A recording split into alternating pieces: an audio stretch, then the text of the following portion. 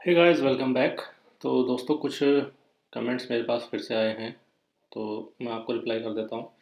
सबसे पहला तो सैलरी का एक मैंने वीडियो डाला है जिसमें पे स्लिप दिखाई है आपको करंट। तो आपको अभी जो मिलता है वो मिलता है 21,942 रुपये। इसमें आपका 1100 रुपये कटता है जीपीएफ का। जीपीएफ वो फंड होता है जिसमें कि आपको रिटायरमेंट पे पैसा मिलता है, जो इकट्ठा पैसा मिलता है रिटायरमेंट पे, वो जीपीएफ के थ्रू आता है। तो उसमें कटेगा 1100 हर मंथ। और 648 के करीब जो है वो आपका कटता है आरजीएचएस, यानी कि राजीव गांधी हेल्थ स्कीम। तो ये सभी गवर्नमेंट एम्प्लॉयज़ को मिलती है। इसमें आपका इंश्योरेंस होता है, आपकी फैमिली में जो भी आते हैं, आप हो गए, आपकी वाइफ हो गई, आपके बच्चे हो गए, इन सबको जो भी मेडिकल फैसिलिटी है वो मिलती है। इसमें होता ये है कि आपकी जांच वगैरह सब फ्री में हो जाती है। कोई भी अस्पताल, कुछ लिस्ट है एक बाकायदा जो आपको मिल जाएगी साइट पे। वहाँ पे आप देख सकते हैं कि कौन कौन से हॉस्पिटल इससे लिंक्ड हैं। तो जो हॉस्पिटल लिंक्ड है वहाँ पे सिर्फ आपकी एक पर्ची कटती है 134 137 इसके करीब। और बाकी आपकी जो सारी जांच वगैरह है वो सब फ्री हो जाती है। ठीक है, पहला पॉइंट तो ये था। तो अभी आपको जो मिलेगा वो मिलेगा 21,942 रुपये 2 साल तक। उसके बाद कितना हो जाएगा, ये कुछ लोगों का डाउट था। तो देखो, आपका 3600 ग्रेड पे होता है, अभी तक बढ़ा नहीं है स्टेट में तो। और उसके बाद में आपका जो बेसिक पे है 33,800 रुपये, ये तो आपका बेसिक पे रहेगा फुल, जो प्रोविज़न पीरियड कंप्लीट करने के बाद में। अभी कितना है बेसिक पे? 23,700 ठीक है। तो बाद में आपका देखो 33,800 तो ये हो गया। उसके बाद में आपका जो डीए लगता है, डीएनएस अलाउंस, तो ये कितना लगता है? ये लगता है 34% ऑफ द बेसिक सैलरी। तो यानी कि 33,800 का 34%, जो कि लगभग हो जाता है 11,492 रुपये। ठीक है, तो ये आपका ऐड कर लो उसमें। उसके बाद में आपको एच मिलेगा। एच डिपेंड करता है आप किस सिटी में रहते हैं, टीयर 1, टीयर 2, टीयर 3। तो ये 8% से लेके वेरी करता है 24 तक, 8, 16, 24, टीयर 3, टीयर 2, टीयर 1। तो वो डिपेंड करेगा आपकी सिटी कौन सी है। ठीक है।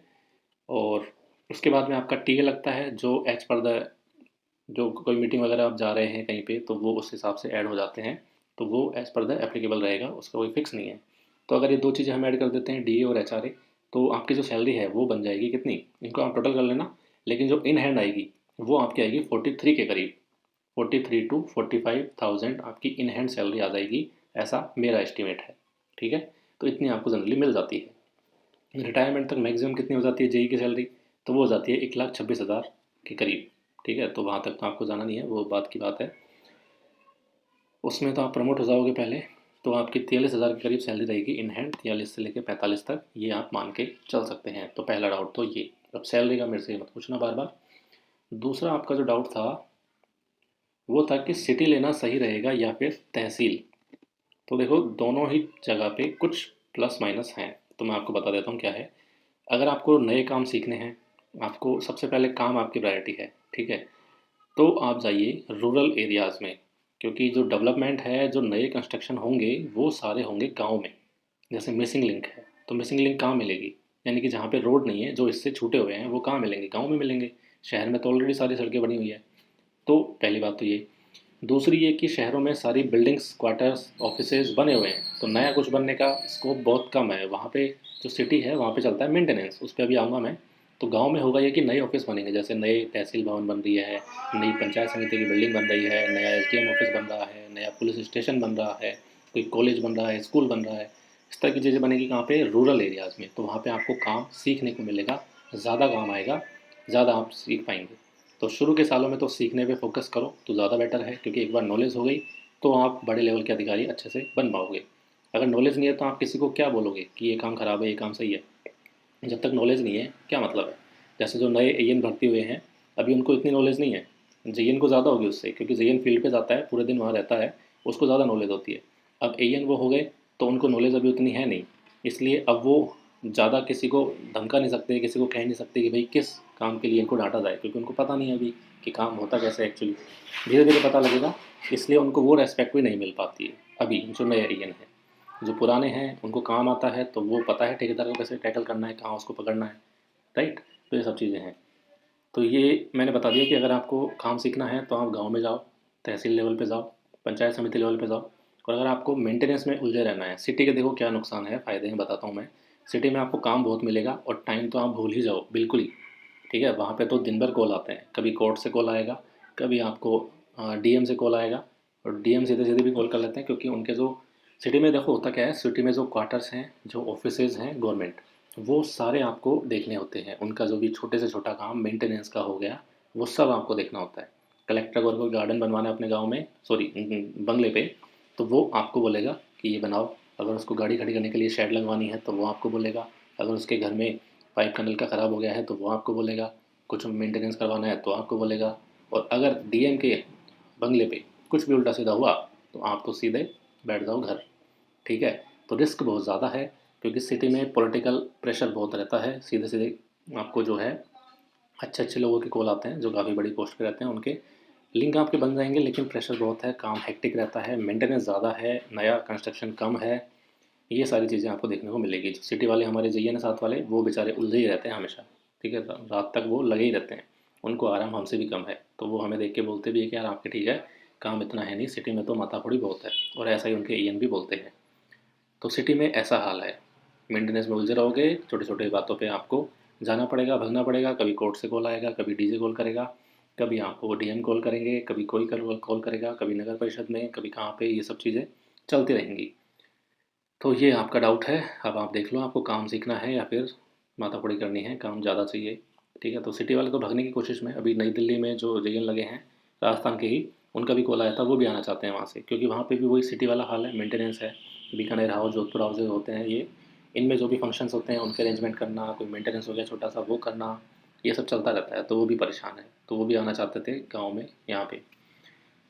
नेक्स्ट है आपका प्रमोशन का क्या सीन है। तो प्रमोशन मैंने बता दिया। जो हमारा बैच है 2020 वाला, उसमें कोई भी चयन ऐसा बचा नहीं है पहले उससे जिसका प्रमोशन रुका हुआ है या नहीं हुआ है। वो सारे प्रमोट हो चुके। तो जब ये प्रमोशन के लिए सीटें खाली होंगी, सबसे पहले हमें प्रेफरेंस मिलेगी। जब हमारा बैच पूरा कंप्लीट हो जाएगा तब आपके बैच का नंबर आएगा। तो हो सकता है आपको 6-7 साल लग जाएँ। ठीक है, मिनिमम 5 होता है तो 5 तो लगेगा ही, उससे पहले तो होगा नहीं। उसके बाद में हो सकता है 6-7-8, यानी कि 6 और 7 में ज़्यादा चांसेस है कि 6-7 साल में आप प्रमोट हो जाओगे। तो ये आपका आंसर है। ठीक है, तो ऐसे कोई बात नहीं है, जल्दी मत करो, हो जाओगे आराम से प्रमोट तो। नेक्स्ट है कि डिवीज़न पे पोस्टिंग लें या सब डिवीज़न पे। तो डिवीज़न पे पोस्टिंग आप कैसे ले पाओगे। डिवीज़न पे आप अगर पोस्टिंग लेते हो तो पहली बात तो वहाँ पे कोई ऐसा जगह नहीं है, सीधा सीधा डिवीज़न में। तो डिवीज़न के अंडर सब डिवीज़न होते हैं, वहाँ पे आप पोस्टिंग लो तो ज़्यादा अच्छा है। और वो आपके हाथ में नहीं है कि आपके सब डिवीज़न में आप बैठोगे या नहीं बैठोगे। जैसे हमारी बात करें, हम लगे हुए हैं सब डिवीज़न पे, लेकिन हमारा ऑफिस वहाँ है नहीं, तो इसलिए हमें बैठना कहाँ पड़ता है, डिवीज़न में। और चूँकि हमारा सर्कल, डिवीज़न, सब डिवीज़न सब वहीं है, तो हमें एक्चुअली सर्कल में बैठना पड़ता है। तो अब ये हमारी चॉइस नहीं है कि हम कहाँ बैठें, क्योंकि ऑफिस नहीं है, सब डिवीज़न पे है ही नहीं ऑफिस, तो डिवीज़न पे हम बैठते हैं। डिवीज़न पे जितना बैठोगे पॉलिटिक्स भी उतनी ही देखने को मिलेगी, प्रेशर भी उतना ही रहेगा, सीधे सीधे आपको एक्शन बुला भी लेंगे। ठीक है, तो डिवीज़न पे बैठना अच्छी बात आपको अभी लग रहा होगा, लेकिन बेटर ये है कि आप सब डिवीज़न पे बैठो। वहाँ पे आप अपने मर्जी के मालिक रहते हो और कोई ज़्यादा रोज़ रोज़ डिस्टर्ब भी नहीं करता है आपको। पॉलिटिक्स में आपको नहीं देखने को मिलेगी, अपना सब डिवीज़न है, आप हो, एएन है, बस दो ही लोग हैं। बाकी जो भी स्टाफ है वो तो नीचे है ना आपसे, तो इसलिए वहाँ ज़्यादा बेटर है। ठीक है, और कुछ कमेंट आए थे वो भी मैं आपको बता देता हूँ। सैलरी मैंने आपको बता दिया कि आपकी अभी सैलरी मिलती है आपको 21,942 रुपये इन हैंड। टोटल आपकी 23,700 है, कट जाता है कुछ पैसा, जो मैंने आपको बता दिया। ये पूछ रहे हैं जेन की पोस्टिंग सही सिटी में रहेगी या रूरल में, तो वो भी मैंने आपको डिटेल में बता दिया है। और एनओसी के लिए पूछ रहे थे, तो एनओसी के लिए टाइम आपको मिल जाता है। आप उनको बता दीजिए जाके कि भाई मैं अभी इस जॉब में काम कर रहा हूँ, वहाँ से एनओसी नहीं आई है, तो वो आपको कुछ टाइम देंगे। अगर फिर भी वो नहीं देते हैं, अगर स्टेट गवर्नमेंट में हो तो पीडब्ल्यूडी वाले खुद भी निकाल लेते हैं। ठीक है, वो उनकी तो चलती है कि वो आपकी एनओसी निकलवा लेंगे, या वो आपको बता देंगे कैसे क्या करना है।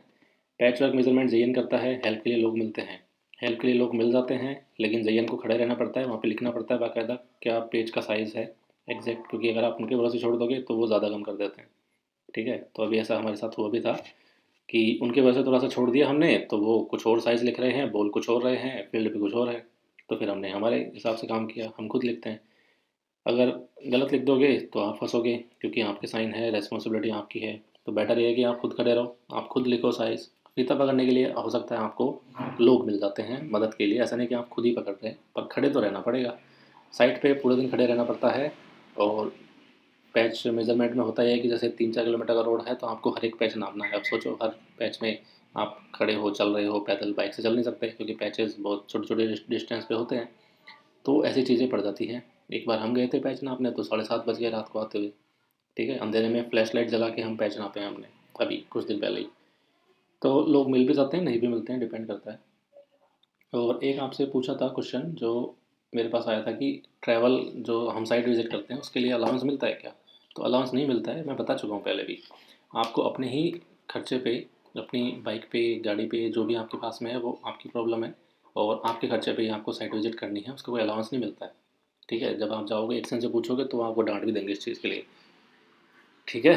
तो आपको करना होता है खुद ही अपने बेसिस पे, उसके लिए कोई आपको पैसा नहीं मिलेगा अलग से, वो आपके खर्चे में ही है, आपकी सैलरी में से ही है, जो भी करना है आपको। गाड़ी हमेशा नहीं मिलती है ठेकेदार की, आपको खुद ही जाना पड़ेगा। जाओ, बेटर ये भी है कि आप खुद ही जाओ, ताकि उनको पता नहीं रहे कि आप कब आने वाले हो। आप इंस्टेंटली पहुंचो साइट पे, देखो क्या गलत कर रहे हैं वो, उससे रिलेटिव पता लगती है कि रियल में क्या चल रहा है। राइट? तो ये सब आपके डाउट थे, और कोई डाउट अभी मेरे दिमाग में आ नहीं रहा है जो आपने पूछा था। तो thank you so much for watching this video. और कुछ बच जाएगा तो कमेंट कर देना, और वीडियो बना देंगे। वीडियो बनाना अपने हाथ में है, देखना आपके हाथ में है। Thank you so much for watching this video. Have a nice day.